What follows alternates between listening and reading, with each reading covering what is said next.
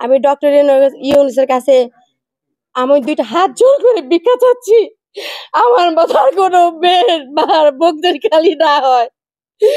আমার একটাই মেয়ে ছিল, আমার বুক ফাটা কান্নার জন্য, কান্না দেখে যেন সুষ্ঠু বিচারটা আমি পাই, এবং আমার মতো যত মারা আছে কোনো মার বুক যদি খালি না হয়।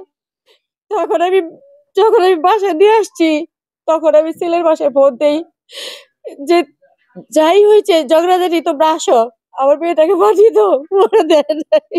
আমার মেয়েটা আলহাজ মকবুল ভার্সিটিতে পড়াশোনা করতো। তো আমার ব্যাগটা ও বেশি ব্যবহার করতো। তো ব্যাগের মধ্যে ওর ডায়েরি এবং খাতার মধ্যে লিখে রাখছে, মানে আগে ছেলেটা কেমন ছিল, ওর সাথে কেমন ব্যবহার করছে, মাঝখানে কেমন করছে, বর্তমানে কেমন করছে, এবং শুক্রবার দিন কেমন ঘটনাটা ঘটাইছে ওই বাড়িতে। শুক্রবারে প্রথম ওর শাশুড়ি মাথা আঘাত করে, ওর হাজবেন্ড জাহিদুল ইসলাম হলো গালে মানে মারছে, শরীরও মারছে, চুল ধরে টানছে। তারপর যখন বাহিরে দৌড়ায় চলে গেছে, তখন ওই পেটে পাড়া দিছে আর দড়ি চিবি দিছে। ওই এলাকার লোকজন আইসা ছুটাইছে।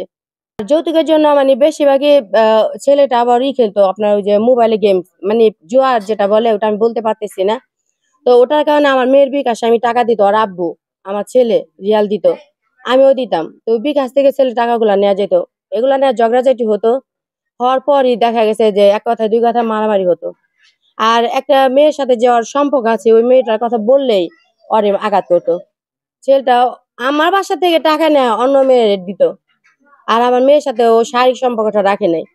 স্বামী স্ত্রীর যে একটা সম্পর্ক সেটাও ছিল না, পরকীয়া ছিল। আর মেয়েটা অনেক কান্নাকাটি করতো এগুলা বলে। একটা হতভাগিনী মা, যে মেয়ে পড়াশোনা করতেছে, রানিং ছিল, ইন্টারে পরীক্ষা দেওয়ার পর যখন কোচিং এ ভর্তি হয়, তখন এই মেয়ে একটা ছেলেকে জাহিদুল ইসলামকে বিয়ে করে। তো বিয়ের বিষয় আমি জানি সন্ধ্যার সময়। তারপর ওখানে যাই, তারপর ওখানে আবার আমি কাজী ডাকি, ডাকার পর বিয়ে হয়, ওখানে ওরে রেখে দেয়। কিছুদিন সুন্দরভাবে সংসার চলে। তারপর থেকে যখন বাচ্চাটা আসছে, তখন আমি মেনে নেই। মেনে নেওয়ার পর থেকে দেখা গেছে বিভিন্নভাবে ওরে টাকার জন্য মানে টর্চারিং করে, মানসিক এবং শারীরিক। তো আমি বিভিন্নভাবে টাকা দিয়ে যাচ্ছি। তো গলার চেন দিলাম, আংটি দিয়েছি, তারপর কানের দুলও দিয়েছি, ফ্রিজ দিয়েছি, আরো অনেক কিছু দিয়েছি যে আমার মেয়েটা ভালো থাকুক। তারপর যখন বেবিটা হলো, বেবির প্রথম থেকে শেষ পর্যন্ত এখন আমি বেবির খরচটা আমি বহন করি। আমার হাজবেন্ড প্রবাসী, আমার ছেলেটা প্রবাসী থাকে, আমি একা। তো দেখা গেছে মেয়েটারে আমি আবার ভর্তি করালাম মকবুল ভার্সিটিতে মোহাম্মদপুর। তো পড়াশোনার খরচটা আমি বহন করে যাচ্ছি। আমি চাইছিলাম যে আমার একটাই মেয়ে, ও ভালো থাকুক, ও ভালো থাকুক, ও ওর সুখটা আমার কাছে সবকিছু, যেহেতু আমার আর কোনো কন্যা সন্তান নেই। তারপর একাধিকবার ওদের এলাকায় বসছি, বিভিন্নভাবে আমার মেয়েকে মানসিক এবং শারীরিকভাবে যন্ত্রণা দিত। তো বসার পর ওখানে ওরা রেখে দিত, ঠিক আছে মা তুমি ভালো থাকো, এইভাবে রেখে চলে আসতাম। আপনার 31শে অক্টোবর মানে সকালে মানে নাস্তা খাওয়ার সময় একটা মানে হাজবেন্ডের সাথে জাহিদুলের সাথে ঝগড়া হয় বাচ্চাটাকে নিয়ে। তারপর ওর শাশুড়ি ইনভলভ হয় সেখানে। তারপর শাশুড়ি এবং জামাইরে মারে। মারার পর আপনার ও দৌড় দিয়ে বাইরে চলে আসে। বাইরের অংশটুকু ভিডিও করা আছে, ওই জাহিদুল ইসলামের ভিডিওটা করছে। তারপর বিকেলে আমাকে ফোন করে, মা আমাকে এসে নিয়ে যাও।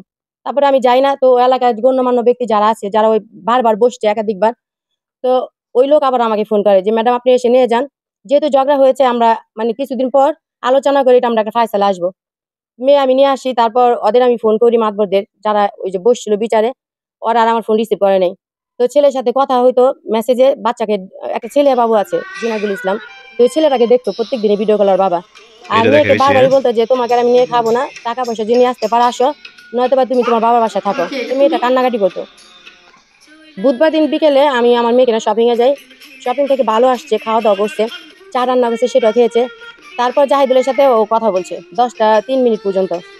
কথা বলার পরে দেখা গেছে আমার রুমে যা বললো যে আম্মু ও আমার নিয়েও খাবে না, আমাকে বলছে তুমি মরবা না বাঁচবা তোমার বিষয়, তুমি কি পারো সেটা তোমার বিষয়, আমি কিছু জানি না, আমার কিছু হবে না, তুমি চলে গেলে আমার কিচ্ছু আসে যায় না। এটা বলে মেয়ে একটা ছিল বোতলটা আছাড় দিয়ে দৌড় দিছে, দৌড় দিয়ে ভিতরে রানিং স্পেস চলে গেছে। যাওয়ার পরই আমি চিৎকার করছি, আমি তো খুলতে পারি নাই। তারপরে আশেপাশে লোকজন এসে গেট ভাঙছে। ভাঙার পর যখন আমি মেয়েকে দেখছি অবস্থায় ঝুলে আছে, তখন আমি জাবড়ায় ধরছি। আমি গালে দিছি, তারপরে বুকে চাপ দিছি। দেওয়ার পর দেখা যাচ্ছে হসপিটালে নিয়ে যাই। নিয়ে যাওয়ার পর তো ওইখানে ডাক্তাররা বলে যে আপনার বিয়ার দেই। তখন আমি যখন আমি বাসায় দিয়ে আসছি, তখন আমি ছেলের বাসায় ফোন দেই যে যাই হয়েছে ঝগড়াঝাটি তোমরা আসো, আমার মেয়েটাকে পাঠিয়ে দাও। ওরা দেয় নাই। 2টার দিকে একটার পর হয় প্রশাসনিক লোক আসছে, তারপর নিয়ে গেছে। তারপরের দিন একটা পর্যন্ত মর্গে ছিল লাশটা। তখন আমি ওদের বলছিলাম যে তোমরা আসো, আমার মেয়েটা যাতে পোস্টমর্টম না করতে হয়, কিন্তু ওরা শুনে নাই। তারপর ওখানে পোস্টমর্টম হওয়ার পরে বৃহস্পতিবার সন্ধ্যার পর আমার মেয়েটা মাটি মিছিল হয়। আমি একটা হতভাগিনী বা একটাই মেয়ে ছিল। আমি এই যৌতুকের জন্য মেয়েকে বারবার চাপ দিত। আমার মেয়ে যৌতুকের জন্য আত্মহত্যা করতে বাধ্য হয়। আমি এই হত্যাকাণ্ডের সুষ্ঠু তদন্তের জন্য মাননীয় প্রধান উপদেষ্টা ও স্বরাষ্ট্র উপদেষ্টার দৃষ্টি কামনা করছি। আমি ডক্টর ইউনূসের কাছে আমি দুইটা হাত জোর করে ভিক্ষা চাচ্ছি, আমার মাথার কোনো মেয়ের মার বুকদের খালি না হয়। আমার একটাই মেয়ে ছিল, আমার বুক ফাটা কান্নার জন্য, কান্না দেখে যেন সুষ্ঠু বিচারটা আমি পাই, এবং আমার মতো যত মারা আছে কোনো মার বুক যদি খালি না হয়। এটা আমার মা ওটা কাটে দিছি মেডিটেশন